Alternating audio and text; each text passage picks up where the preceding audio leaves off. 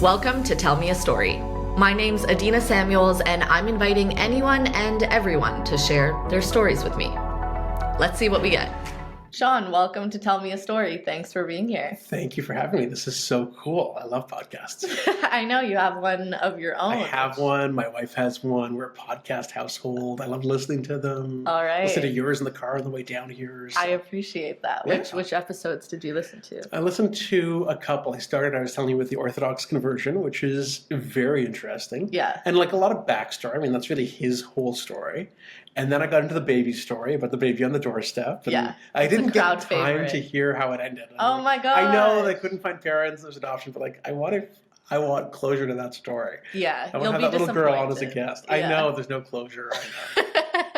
But thank you for listening. Of course. Well, introduce yourself to our audience. So my name is Shaun Bernstein. I am a writer. As I joke, sounds sexy. It is. If you can see the video, you can rest assured it's not. I tell stories for a living. This is what I do. I mostly tell other people's stories, not my own. So this is kind of a departure. But I have a content writing agency. Work with a lot of businesses and professionals, helping them tell really interesting stories in really interesting ways that benefit their business. Amazing. So. Well, it's really fun to talk to a fellow writer and business owner, and I'm excited to hear your story, so take it away. Yeah, so I had to really think about what story I was going to tell. I mean, my own story is interesting. My story, the professional career pivots is interesting. Like I've given that keynote, I've given that talk. The story that I haven't told was the time I was involved in a missing persons investigation. And for a brief period, I was the last person to see somebody alive. What? Which is a bit of a crazy story. That is crazy. And I figured that's maybe an interesting story. You're hired. Yeah. Spoiler alert, as far as I know, she is still alive. So I will kill the spoiler now in case, somebody's coming to arrest me mid-listen of this podcast. So backtrack 20-something years ago, because I'm old now, and I was preparing. I had started an undergrad somewhere else, and I left, and I was going to York. I was preparing to go to York, and I went to a student orientation session in the spring. I was living nearby campus. It was just kind of, the place that my friends were going. And I met this orientation session with a couple other people, and I meet this girl, and I start chatting with her. She's from Thunder Bay. Her name is Sam. She doesn't really know anybody. And we're just chatting innocently, and I gave her my number when I left. I was like, here, now you know someone in Toronto. And she gave me her email, and she was not a social media. I think this was like almost pre-Facebook. I mean, we're talking early. But, she wasn't a social media girl, but she had an email address, and she gave me her email. And we started emailing back and forth and kept in touch. I was like, okay, maybe platonic, maybe not, but let's hang out when you get to Toronto. She was living in I think I've said Thunder Bay. Mm-hmm. So, okay, cool. So we keep emailing. It was on her York email. That was an interesting detail because after a couple weeks of this seems like a really cool person, we're really getting along well, she says, yeah, I've changed my mind. I'm not coming. And so I'm de-enrolling and I'm going to lose this email and I don't have another one. So it was, nice to meet you. And that was kind of it. Oh. I'm like, okay, 17-year-old me, there's some sting there, but whatever. Life happens, you move on. Yeah. Fast forward, Plenty get through the summer. Exactly. I'm 17, 18 years old. It's not that serious business. Fast forward closer to she gets back in touch. I don't know if she saved my email, whatever. She somehow reached out to me again. And, we're in touch a little bit, and she's trying to figure her life out, and a bit of the wild child, and whatever. I'm not too involved. So she must have written down your email outside. She must have had my contact info somehow. Yeah. She also had saved my phone number. There's a Friday night. My parents are out of town. I have a younger sister. I'm in charge of watching her. She's asleep. It's 2 a.m. and my brick cell phone starts ringing. And I guess I had it on ring, or I woke up and I heard this thing, and I was like, why is she calling? What is this? You didn't have her number. You didn't know, but I recognized the area code. I'm like, who? What? And I could figure out what it was. Oh. And it's just loud party noise. And I think I could hear someone talking to me, but How long had it been since you had last communicated? I mean, we're emailing a little bit at that point, but not that I was expecting to hear from this person. Yeah. And this is sort of end of August. This is right around the Labor Day weekend. And I get this call of loud party noise. I hang up. I get it again. I hang up, I turn the phone off, I go to sleep. I was like, I don't know what's going on.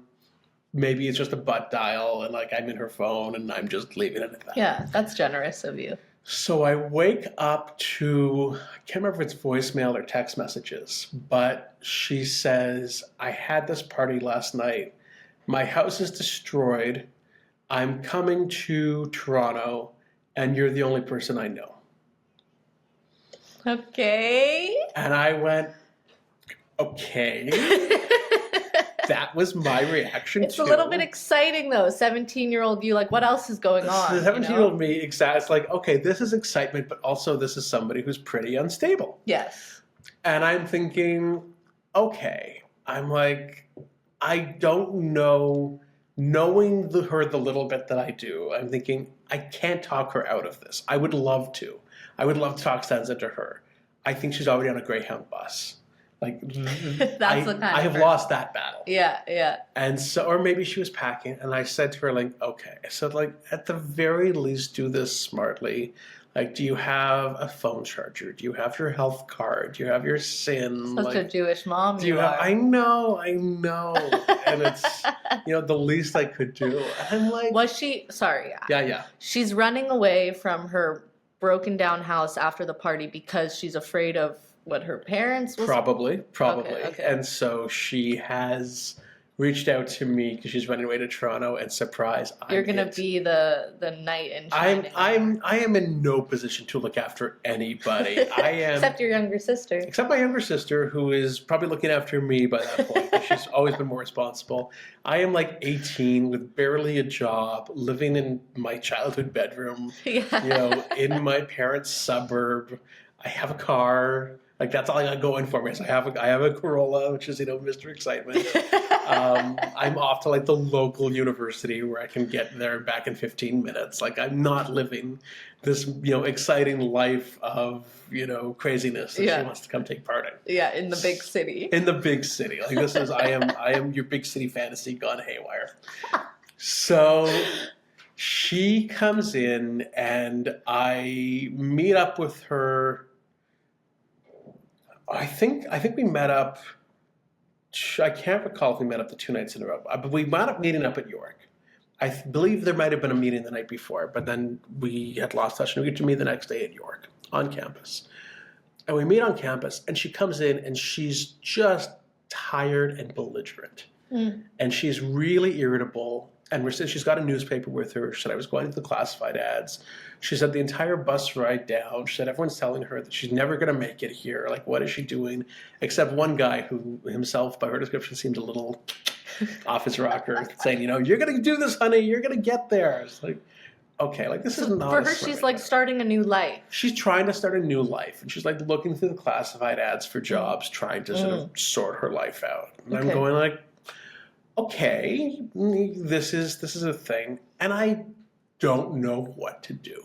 But what is she hoping you will do? Is she asking you for anything at this point, or is she? So she's not. Oh, forgive me. She was already in town for a day, and I think she slept in a park the night before. No. Yeah, and she's like telling me about this, and so she's seeing me the next day. Yeah, exactly. I'm like, what have I gotten myself into here? So I have these 2 friends on campus who are now married with 2 kids. I've lost touch with them, but lovely people and smart. Like, really, really, they're a couple, really both bright. And, she and I are very close, very grounded individuals. I said, let me call them. They'll know what to do. Okay. And they're living on campus. So they come out. I said, like, can you guys come hang out for a bit? They said, yeah, sure, no problem. You didn't tell them you didn't? Not really. Okay. So I bring them into this mess. Kind of conniving. Yeah. Well, I bring them into this mess, and they're like, okay, like, let's think about this rationally. Like, who can you call? Like, is there a church? Is there like an organization? Like, here's some ways that people, and actually what's funny is the female from that couple is now a career coach. So clearly she was fit for that job. You made this happen. She's already doing this. Like, how can we find you a job and a safe place to live? And they're not being judgmental. I want to put out there, they're being very good about this. They're very chill. They're very easygoing. And I'm like, okay. So we're having this conversation, and Sam is just getting more and more irritable. And she's just being belligerent. She feels like we're all judging her. Of course we are, but like we're not out loud. We're really trying to be pretty understanding. Yeah, and you're offering ways to help. We're offering ways to help. We're offering, suggestions like here's concretely some things that you could do. And when we met, she had like a duffel bag with her. So she put it in my trunk. Fine. And then like maybe a backpack. So it was in my trunk. And we're sitting like in the mall at York. And finally I said, do you want to just go? She said, yeah. She was like, she wasn't having any of this conversation. Mm-hmm. And I guess like anybody who, thought that, she wouldn't make it the next day was like crushing on her dreams. Who knows? Yeah. So I said, do you want to just go? And she said, yeah. Did you spend like a wild night out in the city, didn't sleep, just talked for 24 hours straight? That would be a good story. Instead, we walk to my car. She gets her stuff. She goes her way and I go mine. Oh. And she doesn't want anything to do with me. I'm the dream crusher, right? So. Oh, you're the dream crusher. So she has decided I am bad news because I'm too logical for the situation. Yeah, women, they don't want solutions to their problems. They just want to be heard, so I hear. Sometimes I'm now happily married. I can vouch for that. She did not want solutions. I can agree with that in this case. She did not want solutions. So she goes her way and I go mine, at which point I'm thinking, well, I don't know if I can curse on this podcast. You can do whatever you want. Yeah. Well, shit. She literally now does not know anybody in this city, as I understand it, because I was the only person that she did know. The guilt starts to set And now she's out in the big bad city with nothing. And you look, sometimes you look at someone and you're like, yeah, they're going to make it. They're going to be okay. I didn't get that vibe here. And I'm going, okay, this is not good. You have, a debit card and a dream, and who knows how good either one of them. That's how long either one of them are good by for. The way, debit card and a dream. Yeah. Listen, that could very well be it. I mean, there's some more craziness to this. Oh, it gets better. So I walk back into dinner with them, and we're kind of looking at each other, going, "What the hell was that?" And they said to me, "Do you know where she went?"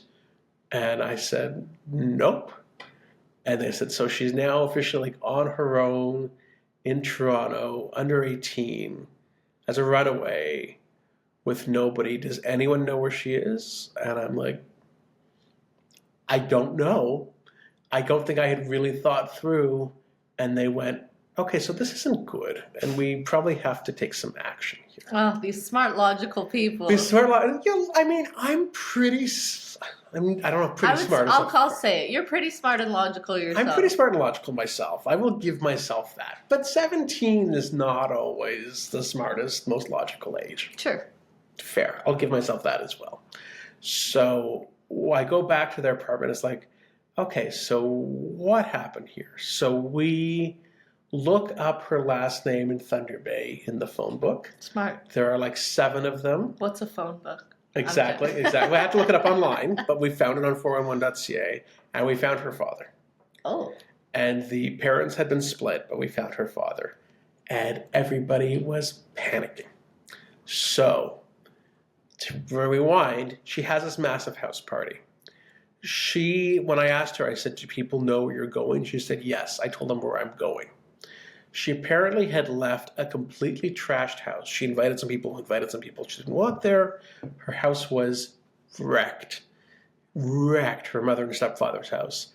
And she left a note that read, and I quote, Thunder Bay is a big city. Good luck finding me here. Now, Thunder Bay is the bush, right? There's woods. So if you're going to run away, and you're basically giving the suggestion you were running off into the woods. Oh, my God. And about to get eaten. Oh, my God. So her mother is beside herself. Her father's beside herself. We phone the dad. We get in touch with the mom. We phone her mother. We explain what happened. So they are somewhat calmed, but still crazy panicking. She's not getting eaten by anything. She's not getting eaten by anything. Maybe the big bad city, but at least not the big bad wolf. So count our blessings. Good. She's on the loose, and she's not picking up her cell phone. She has her debit cards. They can track her spending a little bit. But they called police who was like, she's over 16, so we're not getting involved. I mean, she's just a runaway at this point. You know, people do that. So there's not much we can do. Give it a couple days and then we can talk. And so then I think at that point I started talking to the RCMP because they needed X number of hours to declare her a missing person. I think by the Monday they're ready to declare her a missing person. Can you explain what the RCMP is for our non-Canadian listeners? Yeah. Oh, you got reach. Yeah, we're international. Oh, excuse me. So for our Belgian audience, the RCMP are the Royal Canadian Mounted Police, who are kind of the federal police force. We have provincial or state troopers kind of thing, and then we got the Fed, and there's local divisions as well. But Canada's a really big wilderness country, and the RCMP kind of takes jurisdiction over a lot of places that don't have a local or a huge provincial police presence. So, perfect. Wow. That was like a textbook right it's like I do this for a living. So in that case, the RCMP was involved. So it's now like a federal police matter that they're getting involved. I'm like, okay, like I am in so far over my head. And I am going to lectures on the Monday, and I'm like constantly in touch with, probably on MSN Messenger with like the friends who are involved. Like, oh my God, like what do we do? Now she's a missing person, and we are kind of the best lead as to her whereabouts, and I have no idea where she is. Fast forward, so by Tuesday, they were finally ready to put the call out. They send me the missing persons poster. It's starting to go up all around the city by like late Tuesday morning. Turns out she has an aunt here. Tuesday afternoon, her aunt bumps into her at the Eaton Center. No. Yeah. What are the chances of that? So she was legally a missing person for about an hour and a half. Oh, Shaun! So her aunt bumps into her, I guess, reported back to mom. She's okay, does not want to be found, does not want to talk to anybody. But we know now that she's alive. So at that point, I don't know if they made some sort of deal of like, okay, you have to keep in some marginal touch. I don't know what the arrangement was. Her parents were very grateful. I mean, that could have gone any different way, Yeah. If they think I'm not trustworthy, then here she's run off to see this guy. Exactly. Who in the city who she barely knows and has then disappeared. Oh. And I mean, I am not that guy. I am also aware in the back of my mind how badly that could have gone for me if people did not assume the best. Definitely. So I'm really, and then, not trying to be self-serving in the situation, but also realizing like, oh my God, like if people don't believe me, this could go very badly, especially if she's not found. That could be a mess. So I guess the parents must have told you that the aunt had seen her. Yes. How else would you? Yes, the parents had told me. I guess the mother called me. I can't remember exactly. And that's kind of when you stepped back. Ridiculous sigh of relief. Yeah. It's like, that's okay. I'm out. Well, there's a coda to the story. But like, I'm out. I can't deal with this. Right. Like this is above my pay grade. Absolutely. In the highest degree. 100%. So at that point, okay, like I'm out, I back away.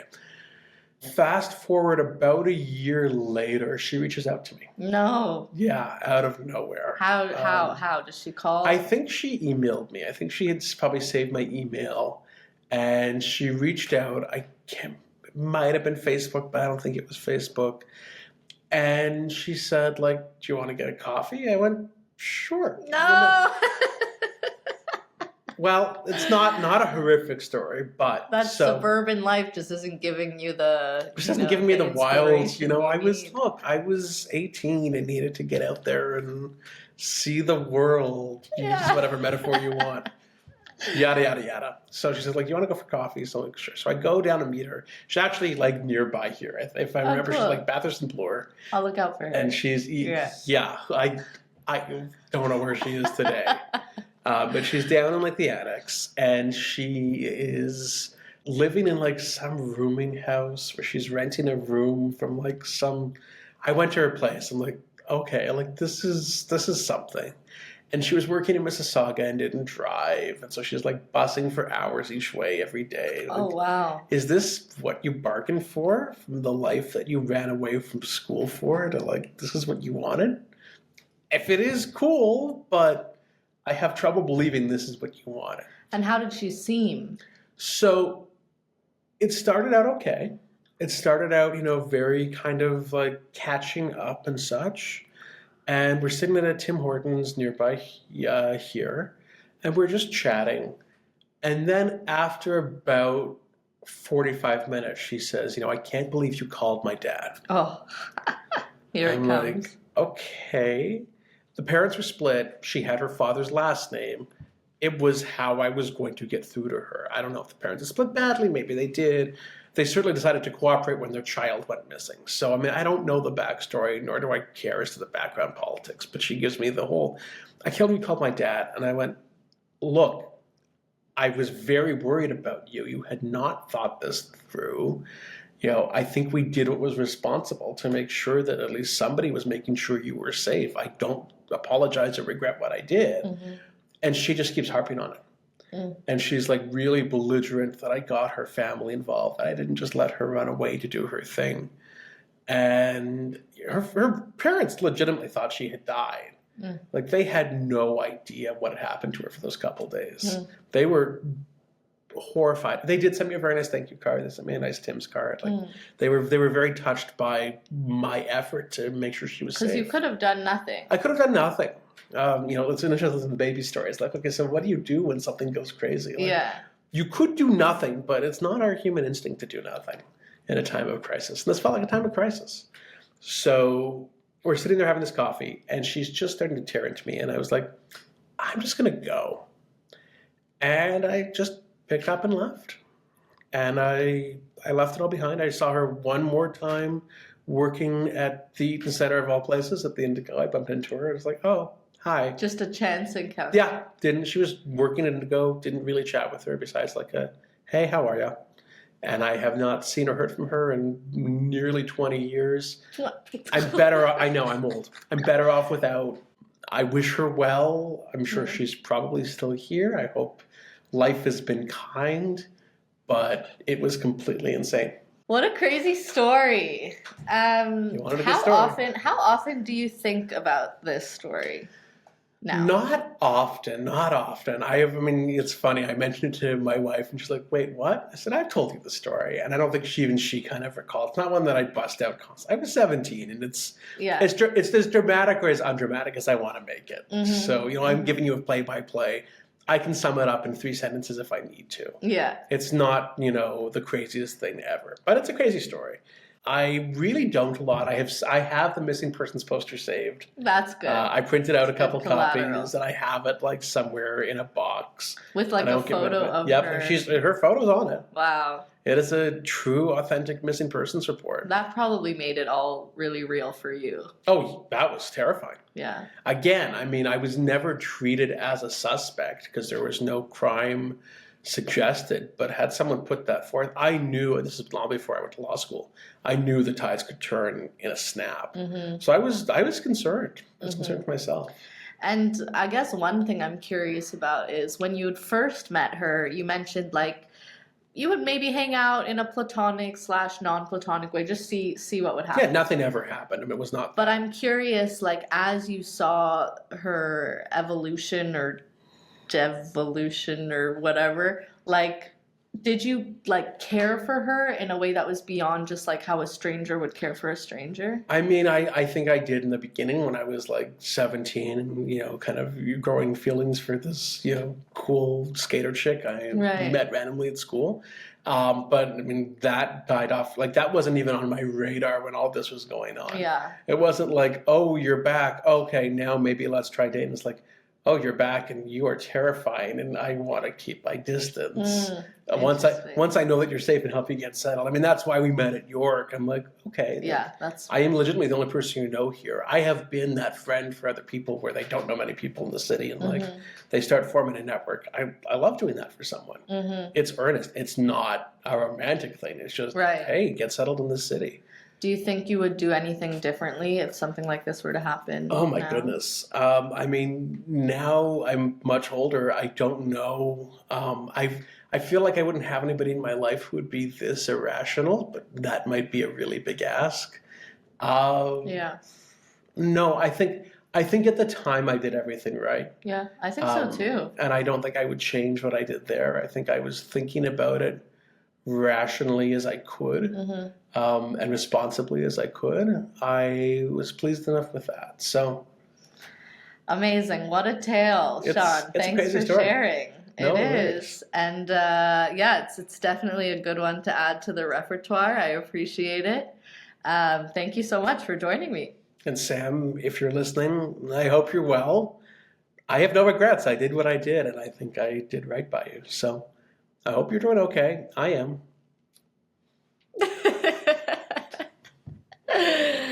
Thanks for listening to Tell Me a Story. If you like what you heard, like, subscribe, follow. You know the drill.